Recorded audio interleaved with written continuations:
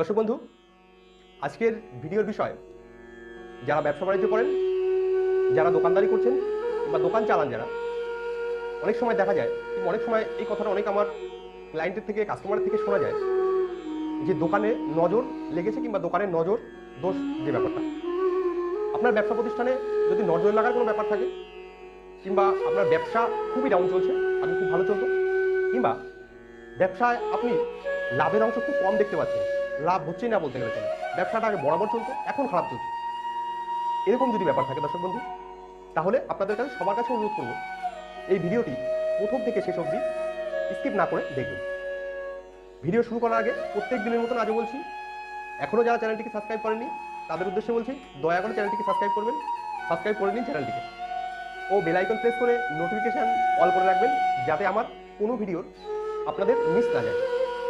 চলুন দর্শক বন্ধু, শুরু করি আজকের ভিডিওর মেন বিষয়। আর আপনাদের সময় নষ্ট করাবো না, আর দেরিও করাবো। দর্শক বন্ধু, আপনি চাইলে যদি কোনো অসুবিধা নাও থাকে, এই ক্রিয়াটা কিংবা এই প্রক্রিয়াটা কিন্তু আপনি আপনার দোকানে কিন্তু ইউজ করতে পারেন কিংবা ব্যবহার করতে পারেন দর্শক বন্ধু। এর জন্য আপনাকে জোগাড় করতে হবে দর্শক বন্ধু কিছু নারকেলের ছোবড়া, এবং 5টি লঙ্কা জোগাড় করতে হবে, 5টি তেজপাতা জোগাড় করতে হবে, এবং 5টি আদা একদম কুচি কুচি করে 5টি টুকরো, এবং যে সরা টাইপের থাকে, যে মাটির সরা, সেই সরা আপনার জোগাড় করতে হবে দর্শক বন্ধু এই টোটকাটাই ব্যবহার করার জন্য।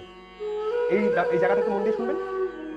আপনি এগুলো জোগাড় করার পরে শনি কিংবা মঙ্গলবার আপনি আপনার সব দোকান যখন বন্ধ করছেন, বন্ধ করার সময় আপনি যখন বন্ধ করবেন ভাবছেন কিংবা বন্ধ করছেন, সেই সময়টা এই ক্রিয়াটি করবেন দর্শক বন্ধু, দেখবেন খুব ভালো ফল পাবেন।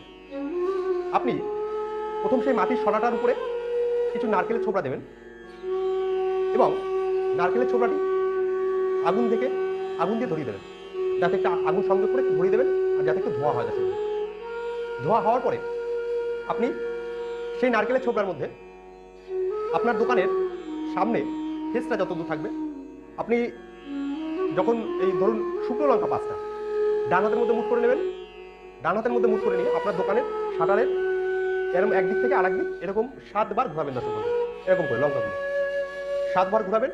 ঘোরানোর পরে আপনি সেই অগ্নি, যেখানে আগুন ধরানো হয়েছে যে ছোলাগুলো, সেই ছোলাগুলোর মধ্যে দিয়ে দেবেন দর্শক বন্ধু। তারপরে তেজপাতাটা আপনি 7টা যে তেজপাতা, সেই তেজপাতাটাও সচরাচর করে ওরকম করে ঘুরিয়ে আপনার শাটারের চারদিকে ঘুরিয়ে আগুনের মধ্যে দিয়ে দেবেন। এবং তারপরে যে আদা টুকরোগুলো বলেছিলাম, সেই আদা টুকরোগুলো নিয়ে আপনার যদি কারোর উপর সন্দেহ থাকে, আপনার যদি বিরোধী কারোর উপর সন্দেহ থাকে, তাদের একজনের নাম মনে করে কিংবা তাদের মুখ স্মরণ করে আগুনের মধ্যে ওইগুলো দিয়ে দেবেন। দিয়ে দেওয়ার পরে আপনি ঠাকুরের উদ্দেশ্যে আপনার সমস্যাগুলো কিংবা আপনার যা আছে সেগুলো বলবেন। এরকম শনিবার কিংবা মঙ্গলবার করবেন, করলে দেখবেন দুর্দান্ত ফল পাবেন দর্শক বন্ধু। আপনাদের বেচা কিনা যদি কম থাকে কিংবা কমে গেছে, কিংবা কারো যদি নজর দোষ কিছু লেগেও থাকে, তাহলে সেগুলো কিন্তু কেটে যাবে দর্শক বন্ধু। কেটে গিয়ে একটা ভালো সময় কিন্তু আপনারা ফিরে পাবেন এই টোটকাটি ব্যবহার করে দর্শক বন্ধু।